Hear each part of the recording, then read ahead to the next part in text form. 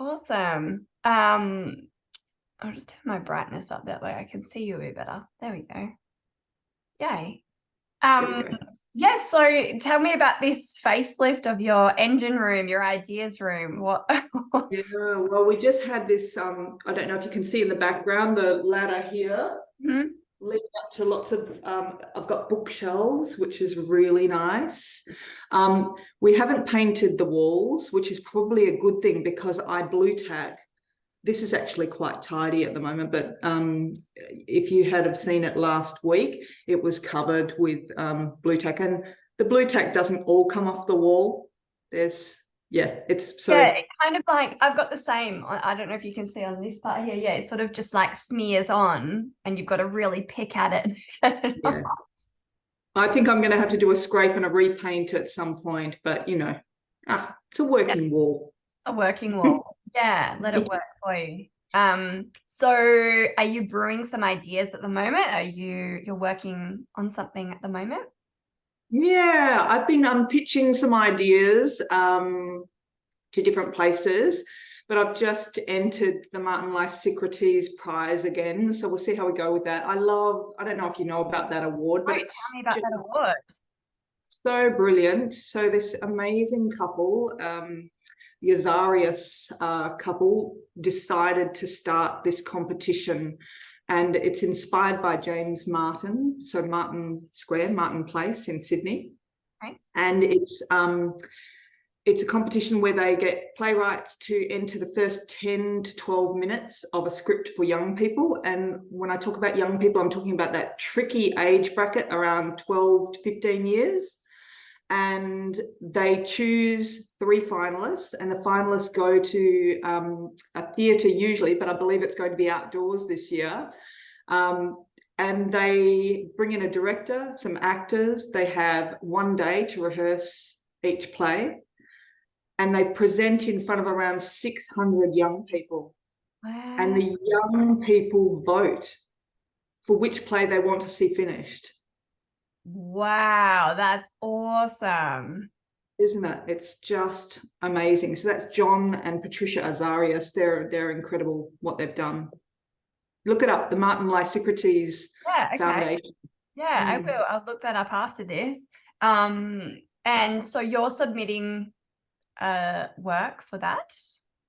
Yeah, so I submitted last year, and I was lucky enough to make it to the final, and actually won the whole comp. So I got to work with Matthew Whitted they commissioned me to finish the play.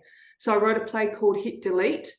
It's about 3 kids who end up in a phone's recycle bin, and they work out that they've been deleted. So they need to find who deleted them and how the hell they get out of there. Oh my God, I love the sound of that. And so it sounds very similar. You're very much into that realm of writing about that sort of futuristic, but in this digital technological age that we're in.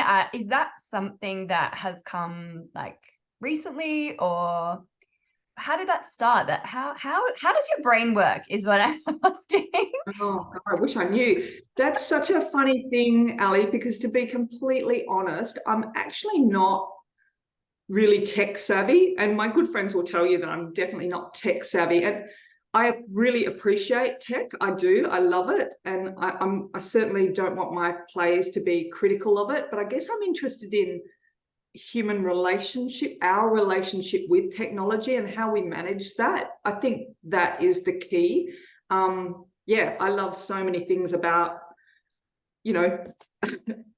GPS maps, for instance, the way that we can communicate right now. I mean, technology is phenomenal, medically, scientifically, environmentally brilliant, but we need to make sure that we're not letting that dictate how we think and the choices that we make. So I think, and it's such a precarious time, isn't it, at the moment? It's with ChatGPT, etc. It's so interesting. Oh, isn't it? Have you dabbled in a bit of that? I have. Have you? Yes, I have. In fact, I'm not a writer by any means, but recently decided to see what it would write for me. I needed a poem for a year 1 or 2 group. And I simply just put in some themes and I said, could you make it a poem? I need 25 characters. And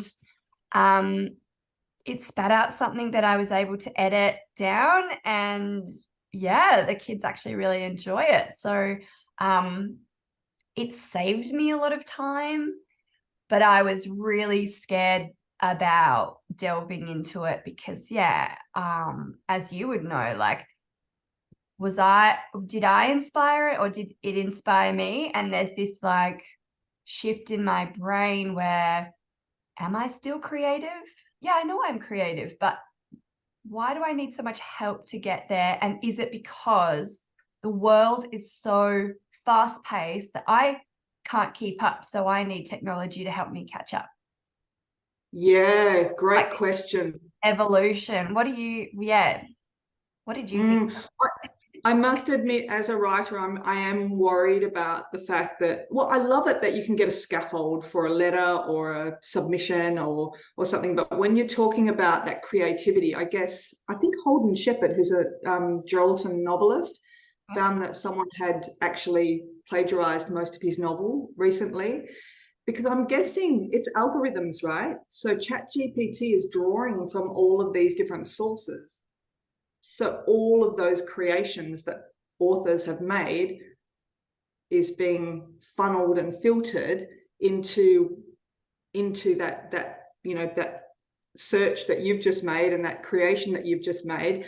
I think it is a good way to get started, but I'm worried that who's going to be making our artwork, our music, our theatre in the future. And I don't know if you've heard about digital clones. Have you heard about digital clones? Like, in what context? So the screenwriters in the US and in Australia are on the writers are on strike at the moment, and the actors have gone on strike too because they've found a way, I don't even know how it works, but to make a digital clone of the actors. Yes. Actually, I have heard of that. Mm-hmm. So that will take those jobs away from those actors. And what will we be seeing on the screen? Will all be digitally operated. It won't be human anymore. And I don't know how I feel about that. I feel a bit sad about that.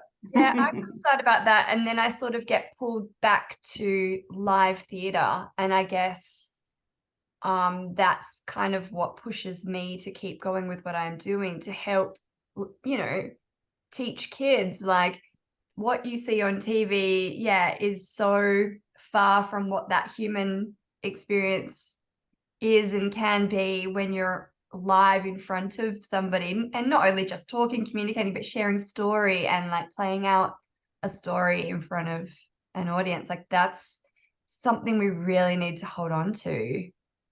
Yeah. And you as a writer, like, I have so much, I guess, more appreciation after, having conversation, and knowing that you're just around the corner. Like, is so lovely to know that I can have that human connection with you and we can talk about work and have a deep conversation rather than it just being, okay, I've taken this off the internet and now we're going to do it and I've paid for it and that's it. Yeah.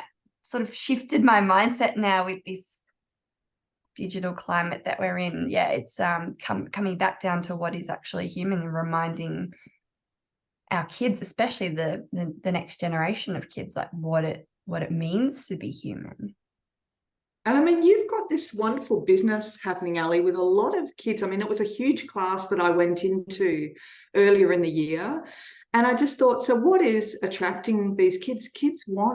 They want to be in a community. And I think that's one of the things, like, I know that I write about that our relationship with technology, but I think at the core of a lot of my work is finding your people, finding your tribe, finding your real friends. And I think that's not just a young person concern. We're all doing that constantly, trying to find our people, right? Yes. Yeah. That's what I love about it. I built such a community. And and they have friendships forever. I've noticed in the 11 years that I've had this business, yeah, a lot of the kids just really like each other, and they spend time outside of our classes together. And they've got that thing in common. And when kids meet up in another space and they go, oh, I went to Into the Masks Theatre, and oh, I went to as well. They've got a shared sort of like, you know, story. And yeah, I love that. And the class, so at the moment, the class is doing your show. That's just one of our bigger older groups. So we've got lots of classes that are doing another Aussie playwright, Finnegan Krakenmeyers. Yeah, we're doing. He is prolific. He's amazing, isn't he? He's so prolific. I'm in awe of that man. Yeah, so recently discovered his work, and I was like, this is awesome. And yeah, so all of the other classes are doing his play, but yeah, this plays your play is pretty cool. And you, when did you write that? I've forgotten the date. Well, I was actually thinking I better look that up. It should be at the front of the script. Was it 2020 or 2019? Should have it at the front of the, yeah. I can't see a date. That's so bizarre. Oh, I'll have to look that up for you. I'm pretty sure it was 2020. Hang on. Well, so that's obviously really. Oh yeah, 2020. Yeah, here we go. 2020. Yeah. Near the casting list. Yeah, there it is. Yeah. So that was commissioned by St Hilda's Anglican School for Girls. So Sharon Kiley directed that first production, and I got to work with the young people as well. So I went into the class, and I didn't have the end written at all, and so we did a roundtable read, and I threw it out to them. How do you see this ending? And I was wanting to be quite contained, and I think that's an adult thing, you know, to be contained. And they said, the teenagers were like, no, it has to be a showdown, like it has to be big, you know. And it made me braver hearing them say, no, yes, you go for it. There needs to be a huge fight at the end. And I know. Meanwhile, all directors are going, oh gosh, how do we stage that? No. How do we, you know, like we're sort of racking our brains now going, okay, so there has to be some sort of explosion. And then there's this chaos. We're going to get the lights going like this. All right. Yeah. Sound is the key. Yeah. Sound is the key, you think? Yeah, and also, you know, for that what do I call it? An electro field or whatever. Yes. The kids at St Hilda's use those, you know, those press lights that you put onto the floor. We've got those. Oh yeah, they're so bright. Yeah. I hadn't even thought that. I mean, that was Sharon Kiley's idea. What a great idea that is. So they're really cheap from China. You can just, I think we've got a whole heap of them, and we've got a whole heap of like LED lights and some other lights that I bought off there's a Chinese website, just seeing how we can play with that. But what's really great is we've got like a whole weekend. So I've booked out like a Friday, Saturday, Sunday to kind of like explore in the space, and which we just don't ever have that amount of time for one show. So I dedicated a lot of time for this group to come in and us to get really creative with the space, because usually it's just get in, make it up, sort it out. It's very minimal and then go. But yeah, we're going to take a bit more time to sort of play around with music as well. But just I wanted to ask you, like, so with Trackers, you know, you were commissioned, but did something spark your imagination for this? Like how? Yeah, it did. And I spoke to your students about it too. So I guess we should just say that, you know, Trackers is set in the near future in a world that's under algorithmic control. And, you know, algorithms are just things that help us solve problems, right? Steps to help us. A recipe is an algorithm. A mathematical equation is an algorithm. We talked about GPS maps, all of that stuff. They're all algorithms, very, very useful. But if they nudge us into a world where we lose that control, and we do have algorithms now that are self-learning, that's when, you know, we could end up with a vote swinging another way. So I guess those sorts of things sparked my interest. And I also, and I bet you, Ali, that you've had this happen too. I had a conversation with my partner about a present we were going to buy someone. And it was a conversation. No, I hadn't searched it up. I hadn't done anything. And next thing, I was getting all of these pop-ups of selling me the exact product that I'd been talking about. So I was like, what's happening? Who's listening to me? And when I posed that to your kids at Into the Mask, they were, yeah, that's happened to me. That's happened. I've not said anything. So we talked about microphones and who's listening, and that idea of a dossier being created about each of us. And that's the way that they can filter that information through. The other thing that sparked my interest, so it's a combination of things. The other thing that sparked my interest is the page rank algorithm. So when we search something on Google, a page comes up. And generally, a lot of us don't go past that first page. But that first page is usually informed by popularity, or someone with a lot of money, or just that perpetuating popular search because it's on page one. It's not necessarily an accurate bit of information, or maybe a moral bit of information. So that really worried me, that maybe the information that we're getting is becoming narrower and narrower. We're not looking broadly. So I wanted to write about, because young people are concerned about this stuff. I feel like we're in good hands. Like, I truly believe that they will be the ones to rock the boat. I don't know how you feel. So I don't hear any of that. I just see, well, it's going to sound a little bit tricky, you know, I just see they can't help but just be robots. I know that's really sad, but I haven't been able to see kids who are bucking the trend, are going, you know, they're just sort of like falling into line. And I feel like maybe it's a fitting in thing. Yeah, right. Whereas I see younger people looking at where things are purchased from. There's a more ethical drive there, and I don't think I ever did that. But I see young people doing that, really wanting to know, well, actually, where is that from? Who's making that? Should I purchase from them or Who are not? the kids you're talking to? You know, okay. I visit to lots of schools, but and maybe I'm young adults too, the ones that are like purchasing. They're more mindful about where they're purchasing from, and I think that's a really great thing. They're being more critical about that. Yeah, great. I think that's so good to hear that. Yeah, I guess because I'm not in schools, and I sit here and I support all of my teachers and I support all of the kids, but I don't hear their conversations. So yeah, that's really great to know. But I do, when I look around in society, you know, their heads are down in their phones, and yeah, I guess I don't really know what they're buying. Yeah, or how they're critically analyzing all the stuff that they're hearing, you know, what goes on in the news and media and in the world.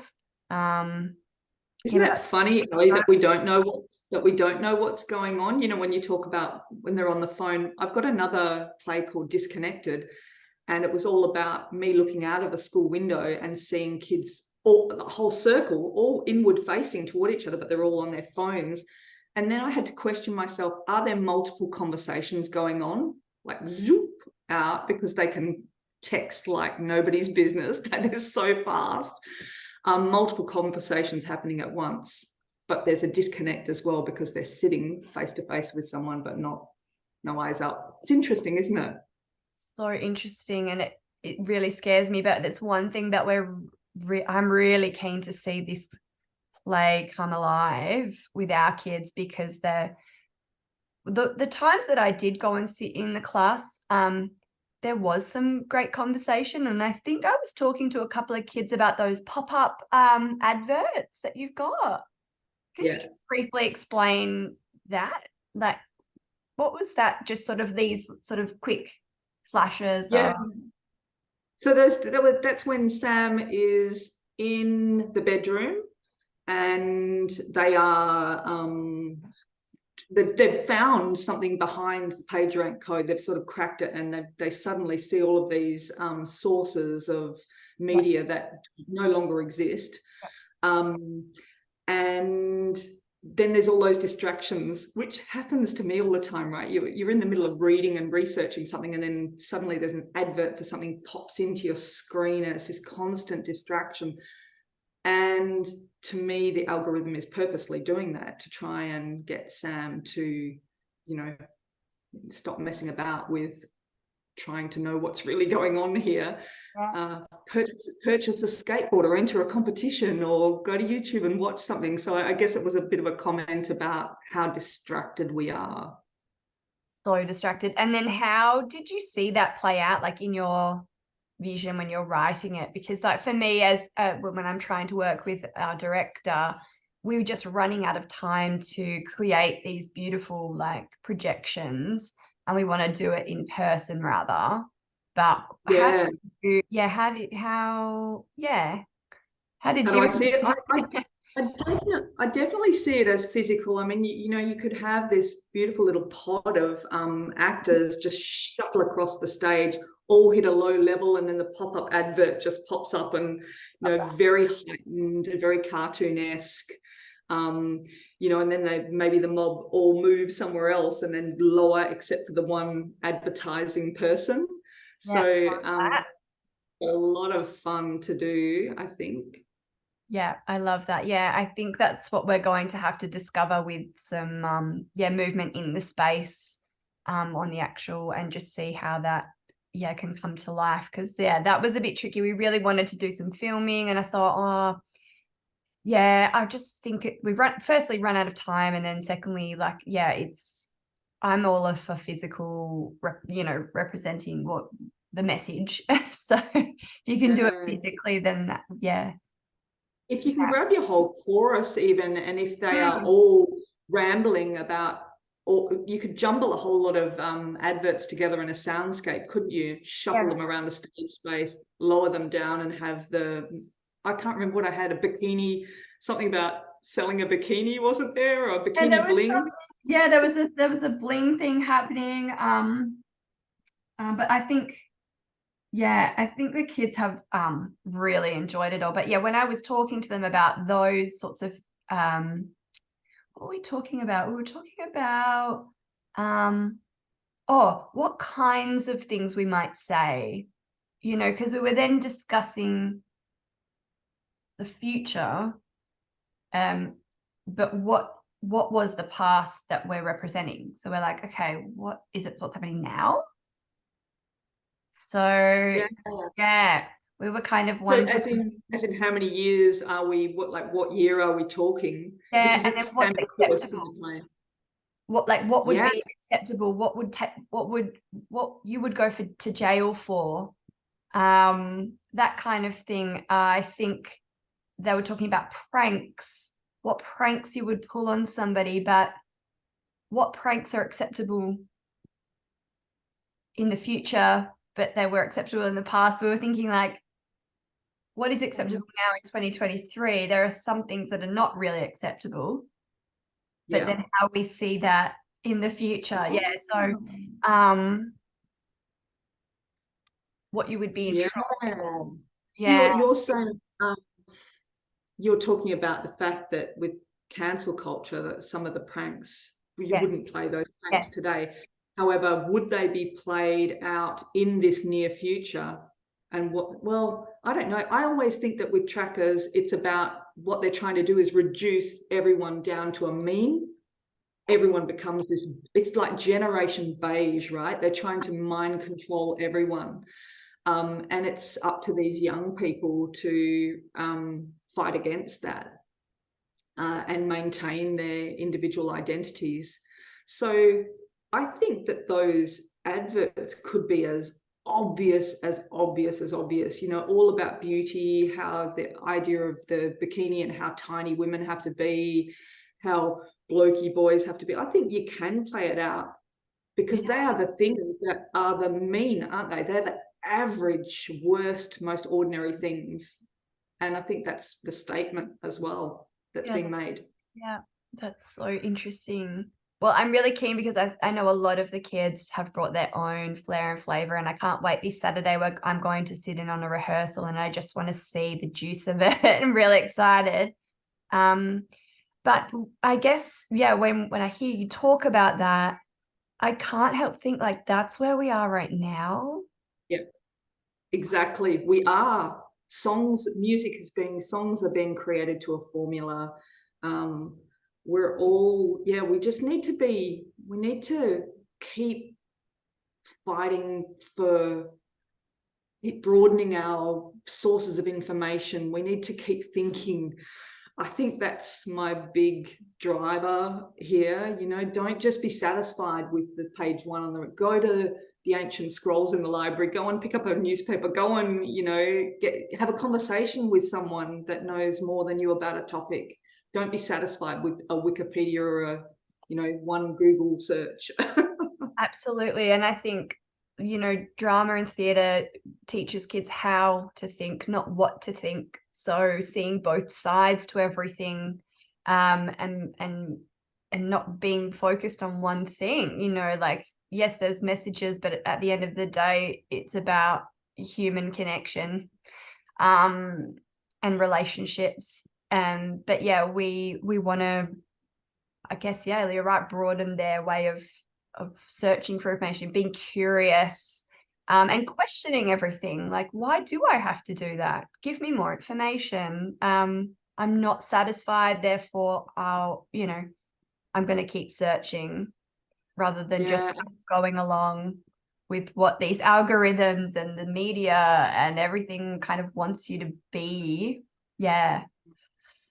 There's Scary. no excuse for not being competent, because there's so much information out there, and maybe that's the thing that stops young people from.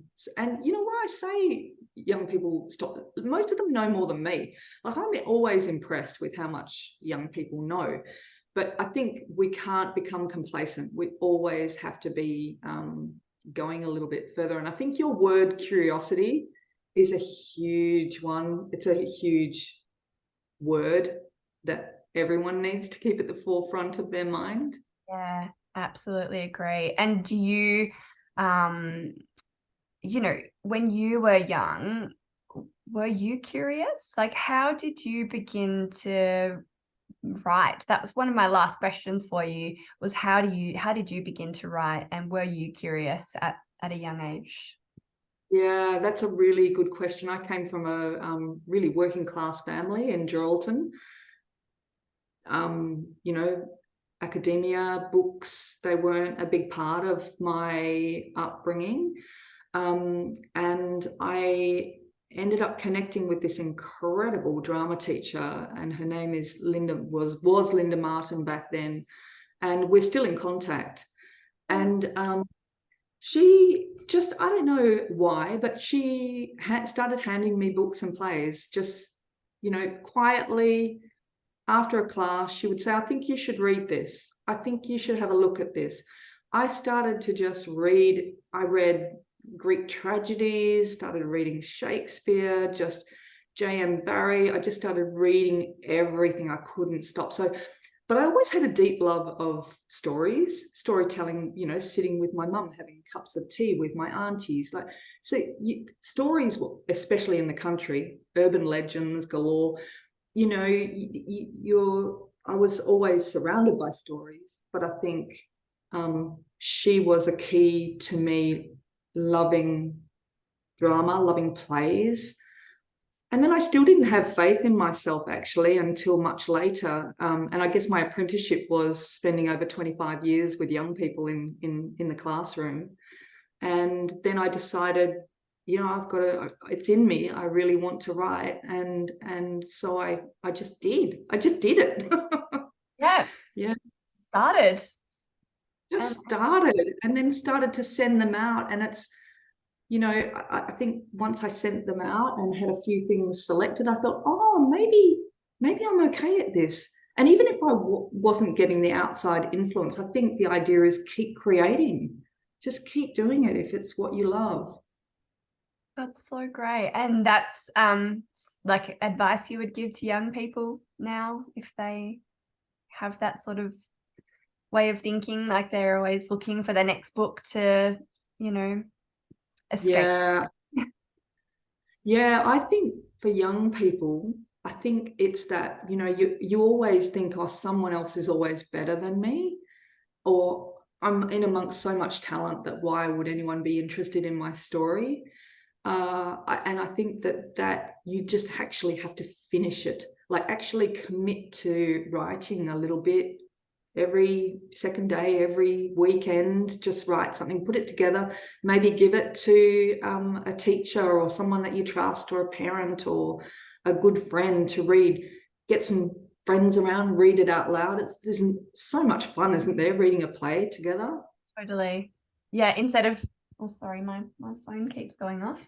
Yeah, instead of sort of sitting on their phones and whatnot.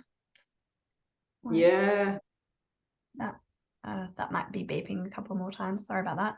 And then, so what advice would you give just quickly to parents if they are noticing their kids? Like, was she like, oh, your teacher's great, or yes, keep going, or Yeah, mum was working so hard. I don't think she really and it was back in a time where it was just you get on with things. And I didn't have mobile phones. There were no mobile phones. So I didn't have that pressure.